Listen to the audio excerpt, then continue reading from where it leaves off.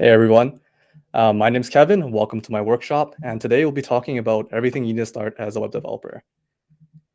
So quick forward before we get started with the nitty-gritty stuff. This workshop is meant to be a starting point for your web development adventures.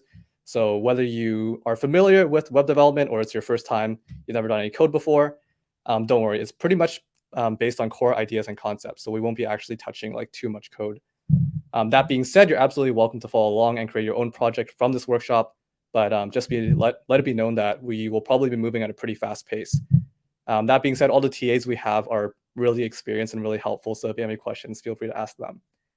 So with that forward aside, thanks for attending, and we hope you enjoy this workshop. So I have the immense pleasure of introducing our workshop staff. First off, that's me. My name is Kevin. I'm the development director for nwPlus. My favorite food is ramen and sushi. Alongside me, I have Ann Guo, who's the current project manager for the development team, and her favorite food is bubble tea. Jackie Zhao, our co-president for this year, and his favorite food is pho. Then we have JP, who is our treasurer for this year, and his favorite food is pasta. Xu Ting, our other co-president, so we have a pretty stacked roster of TAs today. Her favorite food is fruits, so she's staying healthy. And last but definitely not least, we have Stephanie, who is our cmd-f logistics director, and her favorite food is hot cereal. So you might be wondering why are we talking about food? Why was the fun fact food? Well, today we're going to be relating a web app to a restaurant. So web app is a lot like a restaurant. You have the front of house, so the front end. You have the kitchen staff, which will be handling all the stuff in the back end. So they're cooking up your meal, they're taking your orders and making magic happen. And last, we have our customers, who are the clients and users of the web app. So to prepare this, I've done a little bit of a diagram. We can see here we have a little box, and this represents our kitchen. Not kitchen. This represents our restaurant. So we have a front of house with our beaver friend being the waiter, and then we have the kitchen with our kitchen staff being the bear. And we have, let's say that's us. That's us, a customer walking into the restaurant. So customer / user, waiter / front end, and kitchen staff / back end. So the customer is going to walk in and say, "Hi, I'd like 1 hamburger, please." The waiter says, "Okay," and goes back to the kitchen. So the waiter acts as this sort of like intermediary between the front and the back. So the waiter says, "Can you make hamburger, please?" Bear says, "Of course, I can." And there it is, a very beautiful, perfectly round hamburger. Waiter's going to take it back to the front of house for the customer to consume. Here you go, smile or service with a smile. And thank you so much. So that's a general sort of like interaction you have in a restaurant. So let's go over how this sort of looks like if you're in a web app. So let's rewind the slides a bit, and we'll go back to this point. So let's say we're a user and we're visiting a site like Gmail. So we'll visit the site, we'll go into the site, we'll say, instead of a hamburger, we'll ask for all of our mail. Gmail will be like, okay, and they'll go back to their servers to get those emails. So they ask, "Hello, what emails do we have?" Then the server will say, "Here are all of your emails." So we can represent all those emails with this round circle. Gmail takes those, feeds it back, and it modifies it to like look good for the front end and also like add any additional context needed, and then they'll give it back to the user. So that's kind of how it works. So today, in this workshop, we're going to be going over how we will open a restaurant or a web app. So first, we'll build it out physically. So we'll build out the front end, and we'll also have a serverless backend for it today. We'll learn how to store the ingredients for a long time using databases. And we'll also learn how to open our restaurant to the public. So how do you get your restaurant on the map? After that, we'll learn how to outsource some work. So let's say if you're a restaurant and you're starting off small, maybe you don't have the time or the skill to like bake all of your bread in-house or make all of your noodles in-house. But what you can do is you can outsource that work to like the bakery down the street and say, "Oh, every morning, can I come pick up bread?" So that's sort of what also outsourcing the work is like. And last but not least, if we have a killer guac recipe that we don't want to share with anyone, we've got a secret recipe going on, we need to learn how to keep our secrets secret. First off, let's go over how we're going to do all of this and what tools we're going to use. So we have JavaScript, which is going to be the language of choice today. alongside HTML and CSS. The majority of web development is done in HTML, CSS, and JavaScript. So these are three really core tools or core languages to learn. We also have something called frameworks. So we have a couple of front-end frameworks here. And you can think of a framework as sort of like a prescription and of how a language or tool should be used. So the two I've listed here, React and Vue, which you might have heard thrown around, are two JavaScript frameworks.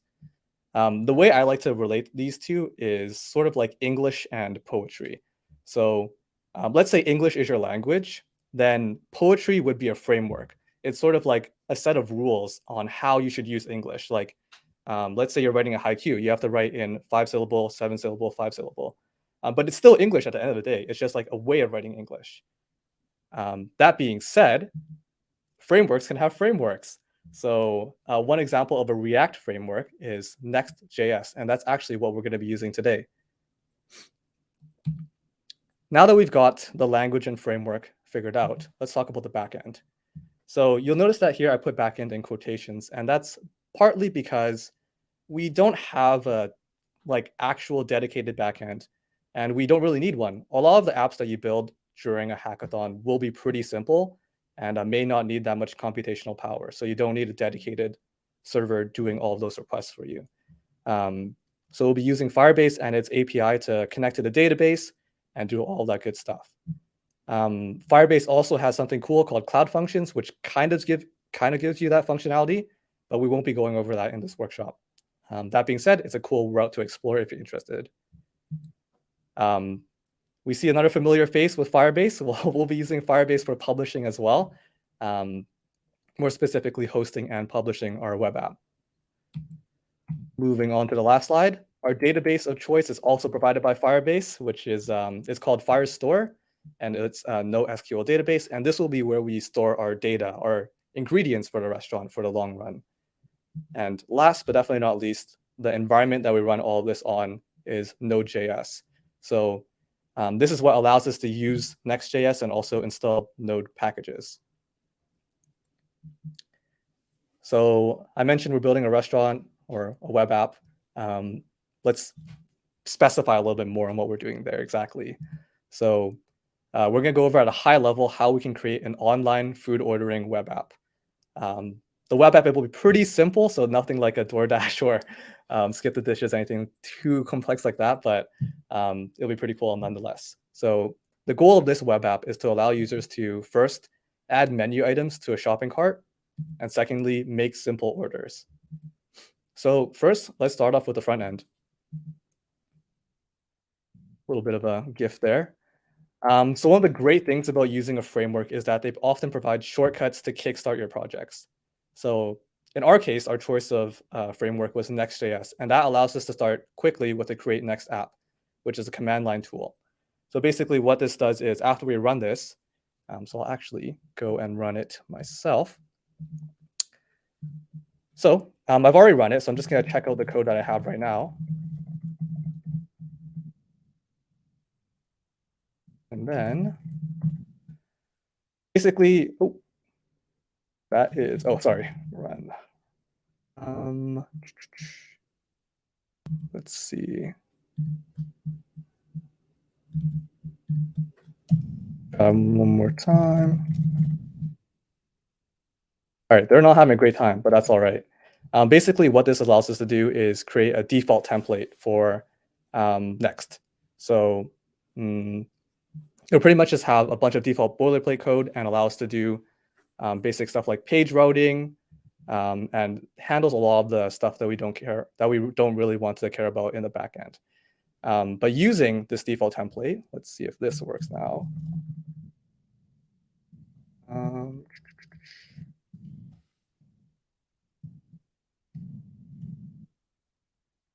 Ooh, they are just not having a great time today. Sorry, 1 second.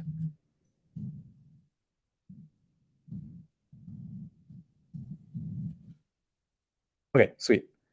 So let me switch my screen to here.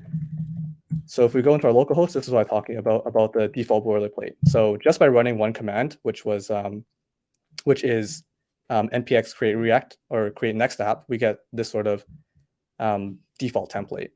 Then if we after that, we can do a little bit of changes, and I'll make this a little bit bigger. With that, we have this. So obviously a lot of stuff happened in between those two steps. We went from a default template into this, I'm pretty biased, but this honestly striking menu site. So we're making HackCamp Cafe today. We can see we have a couple of menu items here, and we'll go over very quickly sort of how this came to be. So we'll dive into the code, and we'll head into our menu page. And we can see here we have written out exactly all the things that we see on this page. So we have coffee, tea, chalky cookies, chalky croissants, and hamburger. So coffee, tea, chalky cookies, chalky croissants, and hamburger. So if you're doing this, maybe let's say you want to, that's a little bit too big. Let's say you want to add something new. Let's say we want to add sushi, for example. We can copy and paste that, then type in sushi, description, one of Kevin's favorite foods. Then for the picture, we'll just leave it for now. And for price, sushi rolls are usually around this price, I feel like. And when we save that, we'll go down the bottom. And while that may not be a picture of sushi, we can see that we have a new sushi thing here. So obviously, there's a lot of extra code that goes into this, like for the HTML and CSS to make it look this way. But the core thing to take away here is that we were able to edit our code and have a result come up here as well. So that's our front end. So let's go over this slide really quickly again. So we used create next app to get that first view, the plain white page, and then we were able to use our knowledge of HTML, CSS, and React to modify it and turn it into what we saw, HackCamp Cafe. Let's bring in Firebase now, which is a little bit of magic. So now we're going to magically integrate Firebase into our app. I've done all the work for this workshop beforehand, and the project's all complete, but in reality, the step is a little bit more involved, so not quite something that I'll dive too deep into today. And usually integrating whatever service you choose is a little bit more difficult and differs between service providers. But the general concepts still remain the same. So the reason we're using Firebase today is for a couple things. First off, it provides a pretty nice suite of tools for prototyping. So Firebase provides authentication, databases, functions, and hosting. And it also is relatively easy to set up. You can definitely get something going in about an hour if you're new to it, because they have some really good documentation and guides on how to do that. Firebase is all in one place, so you don't have to go between different consoles. So for example, the Firebase console here, we can see we have authentication, the database, two of them actually, storage, hosting, and functions. So it's all in one place, and you don't have to like jump around to different websites to do different things. And it's also free to get started. There are obviously limits, and as you go higher in your limit use or your usage of Firebase, you may have to pay. But for hackathons, you typically don't ever get to that usage. So let's go over what we use Firebase for, and that's like to act as our sort of pseudo backend and our database. So because our web app, again, isn't doing anything too computationally intensive, we don't really need a dedicated backend, but we will use Firebase's API to connect to our database. Our database will store two things, menu items and orders. So for example, menu item is the sushi that we added. That's a menu item. And orders we'll see quite soon is like the next feature that we kind of add to our web app. So let's see how the site looks like after we've connected it to our database. So I'll go back over here and check out some code I wrote already.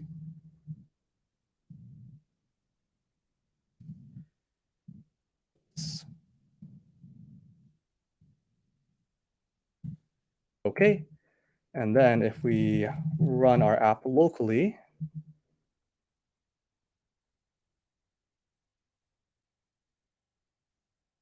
we should see it looks kind of the same, but a little bit different. So first off, we noticed that sushi is no longer there. So we took it out of the code. That's okay. But we actually are pulling all this information from the Firebase database. So if I go into the code, we can see we don't have the list of all the things that we've written out, like all the prices, all the descriptions. They're not in the code anymore. Instead, we're getting them from the database. So we can go into the Firebase console, and on this left side, we'll see Firestore database. I'll zoom in a little bit as well. And we see we have sort of two, we call them collections in Firebase. So we have one called menu items and one called orders. And we can see this is the item for chalky cookie. It's tasty, that's the description. It has a link to the image and also has a price. And if we can refer back to here and see that's exactly what we see. Same thing for the rest of it. So it's just all here as well. So we have 6 items total here, and we also have the 6 here.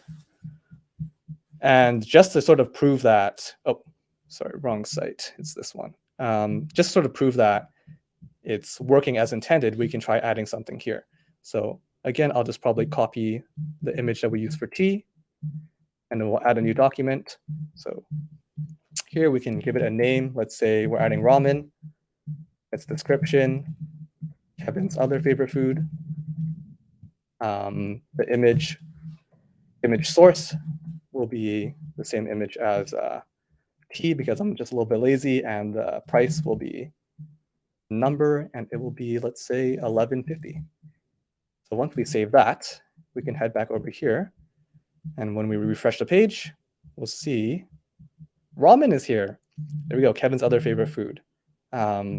Kermit's having some very liquefied ramen in that picture, but it's ramen nonetheless.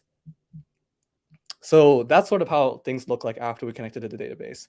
And we can see this is a useful thing. It doesn't look too useful right now, but in one sense, it allows users to add things to your site dynamically. So it's not like you writing in the code every time. With that, we're at a pretty good point. So we'll take a, actually, no, we'll continue on. We're going on strong. So we'll continue on. So we have built out our front end and our back end. We saw what the front end was done. We just like hard typed in the sushi and the description for that. We saw how that worked. Then after we connected Firebase to it and started pulling in information from the database over here, we also saw how that worked. So we connected the database there. So we've done all this work, and now we want to publish it. So there's a couple ways of doing it. Obviously, programming as a discipline has a lot of different branches, and it really does vary, like depending on what tools you use. So if you use like a different framework or a different language altogether, there are different ways of publishing your work. But because we're using Next and Firebase, we can use something called Next Static Export and be able to export those to HTML files. So by having HTML files, we can host these on Firebase and avoid using a dedicated node server.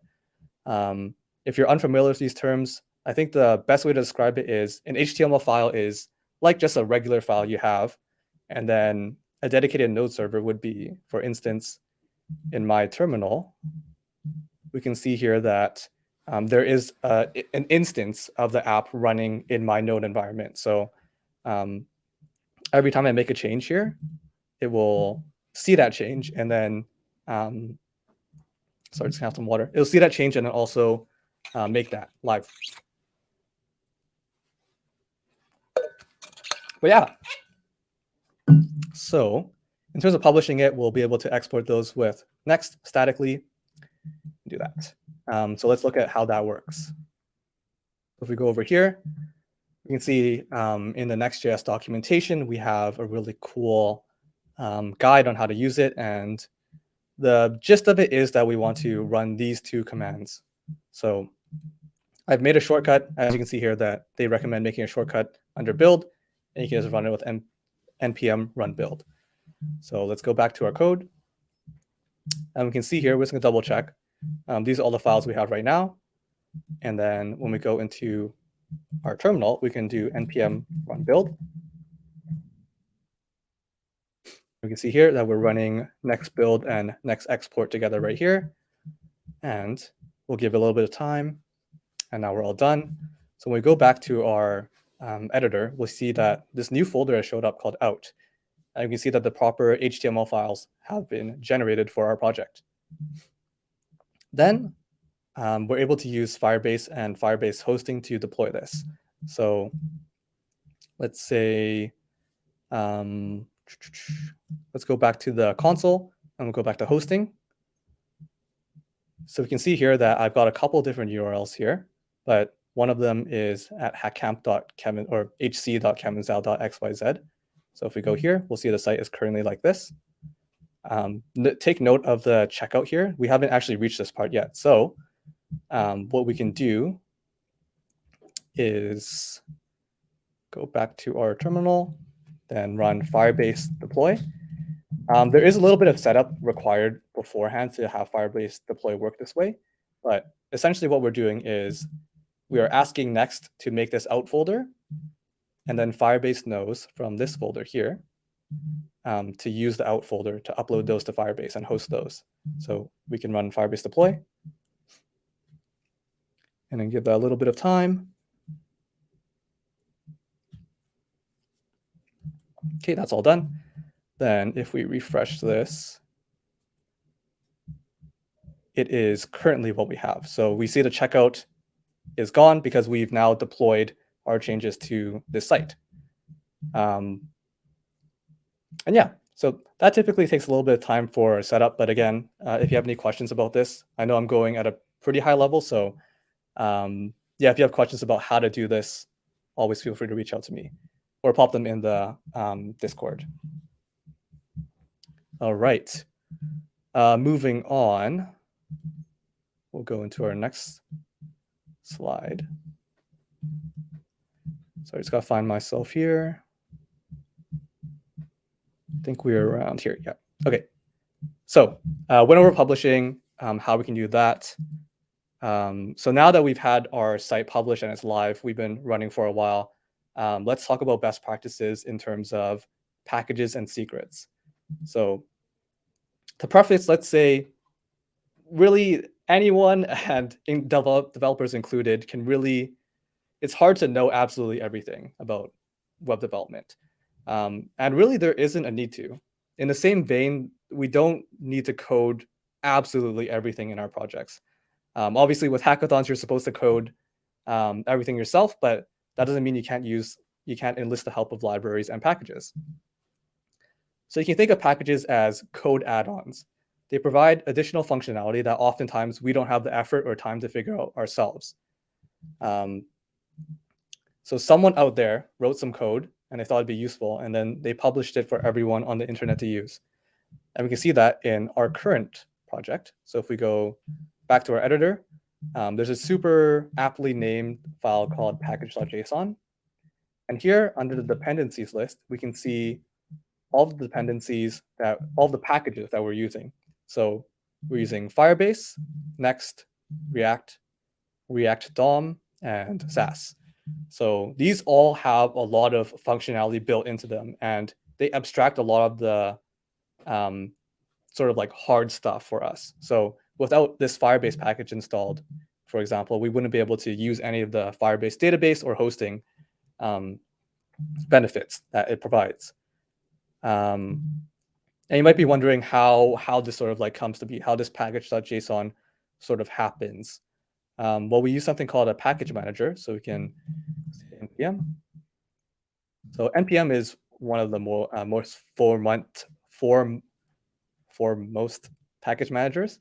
So it's for Node.js packages, and basically it helps you keep your packages in the same version so that you're always working the same things. You can see here, we're using Firebase at 9.3.0, Next at 12.0.3, and so on and so forth. So npm is what kind of helps you manage those versions. Alongside that, npm also has a little bit of like a help for scripts. So we're able to like provide shorthands for stuff like this.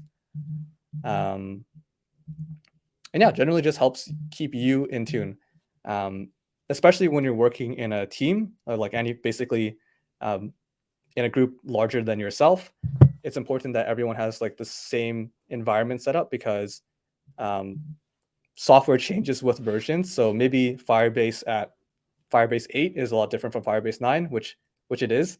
Then one piece of code that worked for Firebase 8 wouldn't work for Firebase 9 anymore. So that's like a potential reason why you want to have this sort of versioning and making sure that you're all in the same version, especially when you're working in a team. So that's packages. Then we'll go into secrets. So back to the restaurant, the whole like sort of restaurant analogy. Again, we have a really good guacamole recipe, and we want to keep that secret. Actually, let's talk about the bread example. Sorry, I think bread would be a little bit better here. So remember, we're a small restaurant. We just opened up, and we don't make all of our bread in-house. So let's say we've gone down to the bakery down the street, and we've signed a contract for 1 year to say, oh, every morning I'll come get 1 loaf of bread from you. So you've prepaid everything. So you just like did that in advance. How do you prevent someone from just showing up in your place and taking the bread from you? Well, we use secrets. So proper secret management is important as your project grows. So if you use third-party APIs to provide a service like payment processing, you're often giving a key. So you can think of a key as a password to use that service. So back to the bread example, to prevent someone else from stealing your bread, the bakery will give you a password. Let's say the password is HackCamp 2021. Then every morning when you go pick up that loaf of bread, you'll give a little knock on the door, and then they'll do like the little eye pops through the slot thing, and then they'll ask, what's the password? If you say it's HackCamp 2021, then you have both mutually agreed that you are who you are, and you have paid for the bread. You got the bread. So that's sort of like how a secret works. It's important because, like bread, it is a limited resource. So if you're, for example, you have a payment processing on your website, and let's say you can process 20,000 payments for free per month, you don't want someone random to just like come in and use up your allotment of that. This is also like important, especially if the service you use is paid. So let's talk about a simple way we can store secrets. Obviously, when you go into industry, things change a little bit, and there's a lot of like there's a much bigger realm of possibility. But for hackathons, it is pretty straightforward to use this. So we can use something called .env files. So you can see here .env.local. So these are my keys for my contract with Firebase. So this is how I tell Firebase I am who I am and that I'm able to use their services. And with most projects, if you're pushing up your code to something like GitHub, you don't want to have these keys stored out there. Even if your project is private, you don't know what could happen. So the best bet is to keep it on your local machine, which is what I've done here, and also prevent it from being pushed up to GitHub. And we can do that with something called gitignore. So if we go to our gitignore file, we'll see here, oh, hey, .ems.local. This is under the gitignore list, which means that every time you push up your code, this file is not included, which is why it's gray and you see a bunch of other files grayed out here.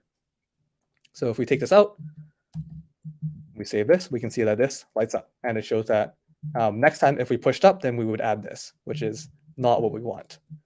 So let's undo that change. And there. And we'll go back to the slides. Yeah, let's recap what we did overall. So first off, we built our front end using Next.js, and we were able to connect it with Firebase. So in terms of building out the site, if you remember, I went into the code and added the sushi item. So that was an example of like how I was writing stuff in the code. Afterwards, in another version of my code, I was able to connect it to Firebase, and then we saw how I was able to add the ramen to the list using the database. After that, well, we did store information about the menu and orders in Firebase, so we're able to see that. So let's go back there just one more time. And we'll see in our Firestore database, we have our menu items here, and we have our orders. And actually, I don't think I demoed the orders, so let's do that really quickly. So we'll go back to our main branch, and then we'll, so we're on our main branch. This is my final version of the code, and then we'll run the same. We'll use next static generation to generate the HTML files. So we'll do npm run build, and we'll give it a little bit of time to go. Then we can deploy it to our site. So we have our hosting here, and you can see I've attached it to this domain. So we can do Firebase deploy, and it will upload those files to Firebase and tell it, oh, hey, when someone visits hc.kevinzhao.xyz, this is what they should see. So go back here, and hopefully it's done. Give it a little refresh. Okay, sweet. So there's a checkout, and just to show that off, let's say we're feeling hungry today, 3 bagels, croissant, hamburger, ramen. So we see here's our checkout here. We'll add our email, kevin@nwplus.io, and then we'll check out. Our order has been received, and if we go back to the Firebase console and the database, we'll see under orders. Well, it looks like someone already made an order. Here it is: 3 bagels, 1 chocolate croissant, 1 hamburger, 1 ramen. Oh, another order just came in. Okay, very cool. So yeah, so we see that came in through, and our site is live there. So going back here, yeah, we're able to do that. So we hosted our web app on Firebase. Then once we figured out how to get something up and running, we talked about best practices for packages and also how to keep secrets secret. I think on the next slide, I prepared our very familiar friends, deer, beaver, and bear, and we'll go over what we did, except in the context of the actual tools and frameworks that we used. So we have our deer, our user. They come in and they say, "Hi, can I see the menu, please?" So let's see, I visit the site. "Hi, can I see the menu, please?"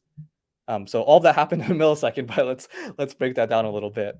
So, "Hi, can I see the menu?" Front end says, "Okay," and it'll go back and ask Firebase, "Hey, what's on the menu?" So we go here and we check what is on the menu, and we see, oh, there are these 7 items. So Firebase is going to say this. So let's say these circles are the 7 items that we were talking about. The beaver is like, okay, sweet, brings it back, and then it makes it pretty. So adds like a little, because like when you get it back from Firebase, it's just like this data like this. So what the front end does is it makes it pretty, adds like a card. Sorry, adds a card, adds it like, makes it a little bit more visually appealing, and then it renders it out like this.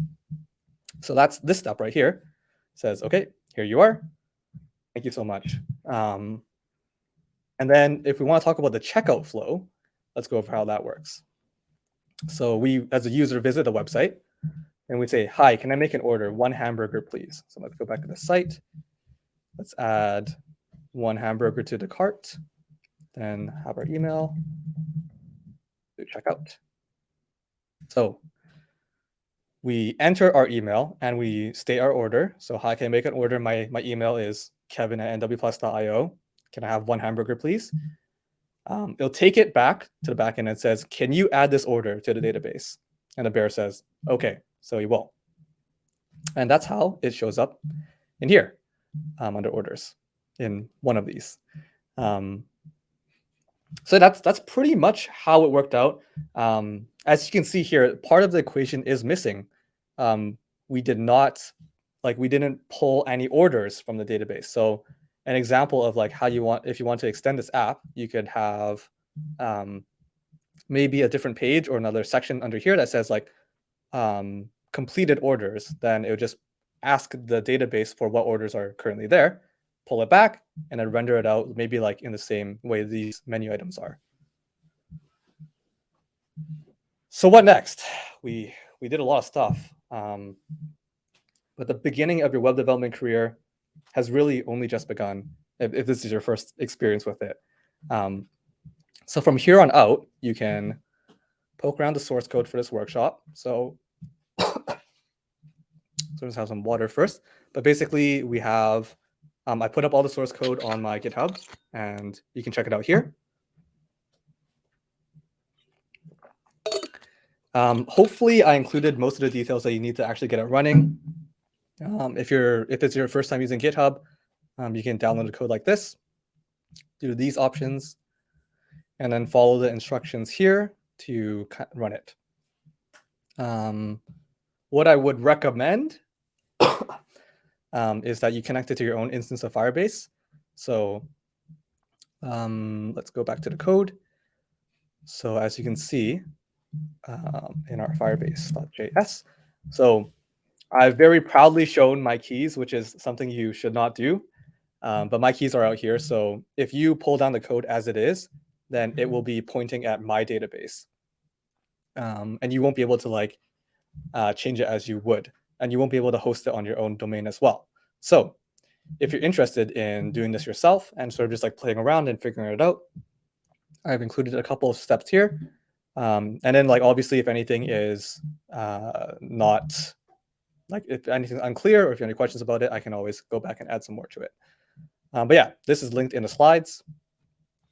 Besides poking around the source code, we also have JP's workshop at 5 p.m., which is intro to web dev with HTML, CSS, and Django. So my workshop was pretty high level. We didn't really go too much into the code. But if you're interested in learning about those sort of things, I think JP is going to be doing a deeper dive on those. Our good friend Jackie is also doing a workshop at 7 p.m. React in an hour or your money back. So if you're interested in learning some React, that would be a great one to go to. Besides that, ask me or the TAs if you have any questions or comments about the workshop. Would love to hear what you thought of it. And last but not least, think of any web app ideas for next week. So today was Learn, the first of 3 days in HackCamp. So next week, hopefully you'll be building out things like this. If you have any questions or comments that come up afterwards, you can reach me at this email or on my Twitter. But yeah, that's pretty much it. Thank you so much for coming. And do we have time for questions or? Yeah, okay. We have a little bit of time for questions. So if you have anything, or if you just want to banter, you can type in Discord. But yeah, that's pretty much it. Thanks all for coming, and hope you had a good time.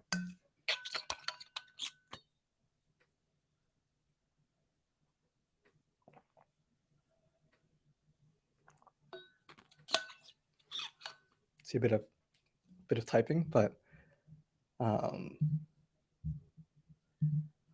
yeah. And you're more than welcome to go on to. Oh, sorry. Yeah, I'll update that with the slides. My bad. And also, I think the source code as well. But I'll update that right after this. But yeah, you can play around with the site. It's currently live on hc.kevinzal.xyz. I will say that when I was building out this project yesterday, I hit some limits on it. So here's an example of like a service being overused. So if we go, we're on the Firestore database section. We'll go to usage. We can see here, pretty cool. So we've had 700 or 673 reads total. So that just means like we asked the database for information this many times. We wrote to it 29 times and we deleted stuff 5 times. So you can see, well, don't look at the usage during like 1 to 5 a.m. But